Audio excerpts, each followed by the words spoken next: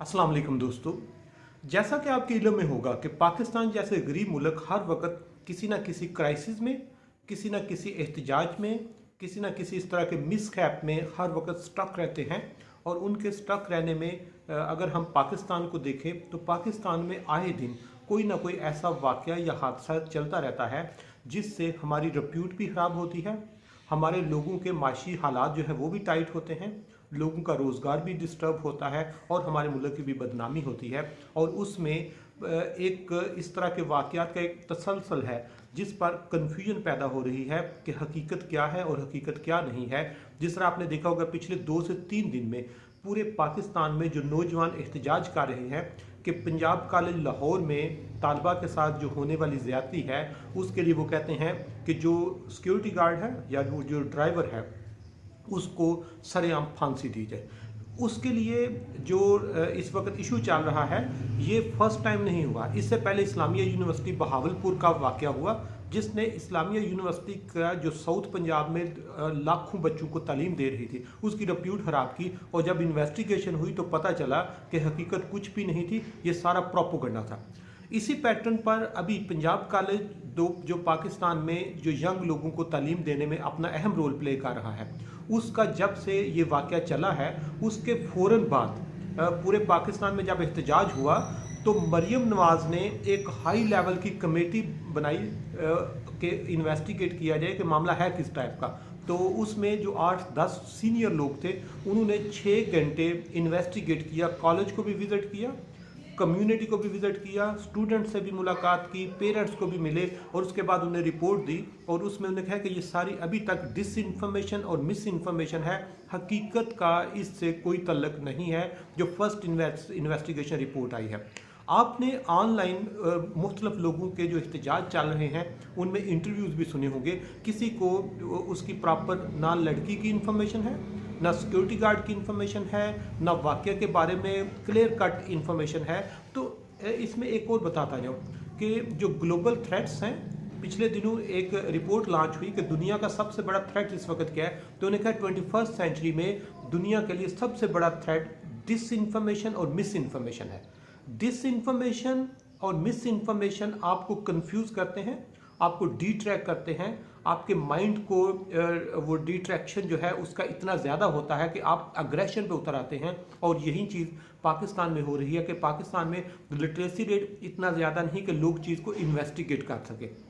जो ही इन्वेस्टिगेट नहीं करते तो उससे ऑटोमेटिकली अगला स्टेप जो आता है वो उस पे एक्शन कहा जाता है। और जब आपकी परसेप्शन ही गलत है, आपकी बेस ही ठीक नहीं है, तो आगे जितना भी आगे चलेंगे वो सिर्फ और सिर्फ नुकसान देगा आपको, नुकसान देगा आपकी रेप्यूट को, नुकसान देगा आपकी इकोनॉमी को, नुकसान देगा आपके लोगों को और ग्लोबली आपका इमेज भी ख़राब करेगा। इसी तरह अगर जिस तरह मैंने बताया कि लाहौर का होने वाला जो हादसा है इसमें 2-3 चीज़ें बहुत इंपॉर्टेंट हैं। नंबर 1 कि अगर लाहौर में या पंजाब में चीफ मिनिस्टर एक फ़ीमेल है और उसके घर से चंद किलोमीटर दूर अगर इस तरह का हादसा होता है तो ये सारे का सारा जो रेप्यूट है ये चीफ मिनिस्टर पंजाब को उसका डिस्क्रेडिट जाएगा। इसलिए उसने उसी वक्त एक इंक्वायरी रिपोर्ट जनरेट कर ली कि अगर एक फ़ीमेल वज़ीर आला के होते हुए एक फ़ीमेल अदम तहफ़्फ़ुज़ का शिकार है तो ये इससे बड़ा उनके मुंह पर कोई तमांचा नहीं है। इसलिए उन्होंने इसको बहुत सीरियस लिया कि हकीकत क्या है, हकीकत के पास पहुंचने की कोशिश करें। दूसरे नंबर पर यह भी बताता जाऊं कि जो आप लोगों को इल्म में होगा ये जो कॉलेजेस हैं या स्पेशली जो पंजाब कॉलेज है इनका जो फीमेल कैंपस है या मेल कैंपस है वहाँ पर 1, 2, 4, 10 बच्चे नहीं होते, दे आर इन थाउजेंड्स। और उनका सेक्शन भी 1-2 नहीं, हो सकता है 50-60 सेक्शन हो उस एक कैंपस में। और वहाँ पर जब हज़ारों स्टूडेंट होते हैं तो इन हज़ारों स्टूडेंट की प्रेजेंस में इस तरह का कोई इकदाम उठाने के लिए कोई सोच भी नहीं सकता। इसलिए ये चीज़ें हमें मैं बता रहा हूँ कि एक साइड पर एहतजाज अगर हुआ है तो उसको जिस तरह पाकिस्तान में बताया, Pakistan is one of the insecure country for a child. आपको बताया था पहले भी कि पाकिस्तान में रोज़ाना चाइल्ड एब्यूज़ के 13 केस रिपोर्ट होते हैं। Pakistan is a vulnerable country for female के लिए बहुत वल्नरेबल है। पाकिस्तान यंग लोगों के लिए वल्नरेबल है। हमारा जो यूथ है वो मायूस है, नौजवान मायूस है, वो मुल्क की तरक्की में अपना हिस्सा ही नहीं अदा भी नहीं कर रहा और कोई उससे काम लेना भी नहीं चाहता। हमारे जो ओल्ड एज के लोग हैं दे आर वल्नरेबल।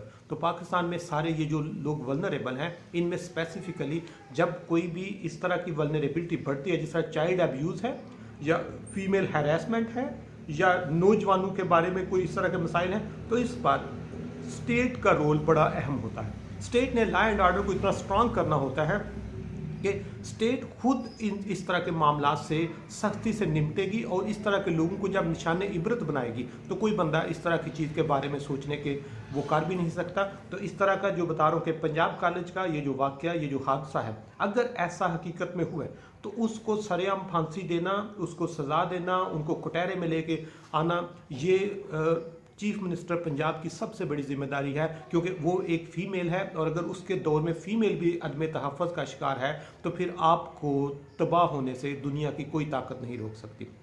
दूसरे नंबर पर जिस तरह बताया कि अगर ये मिस इन्फॉर्मेशन और डिस इन्फॉर्मेशन है तो उसके लिए भी लोगों को रीथिंक करना होगा, लोगों को इन्वेस्टिगेट करना होगा, लोगों को आराम से सब्र का दामन छोड़े बगैर चीज़ों को इन्वेस्टिगेट करना होगा ताकि हकीकत की तरफ पहुंच सके। अदरवाइज सोसाइटी पहले ही इम्बैलेंस है, सोसाइटी पहले ही डिस्टर्ब है, सोसाइटी पहले ही डिप्रेस्ड है। अगर इस तरह की मिस इन्फॉर्मेशन और डिस इन्फॉर्मेशन फैलती है तो उससे आपकी सोसाइटी को डिस्टर्ब करने में कोई भी चीज़ रुकावट नहीं आ सकती। इसलिए हमें सब्र का दामन जो है वो साथ रखना होगा, हमें चीज़ों को टेक्निकली देखना होगा, हमें इंफॉर्मेशन को इन्वेस्टिगेट करना होगा, उसको एवेल्यूएट करना होगा, उसकी बेस पर डिसीजन लेने की ज़रूरत है।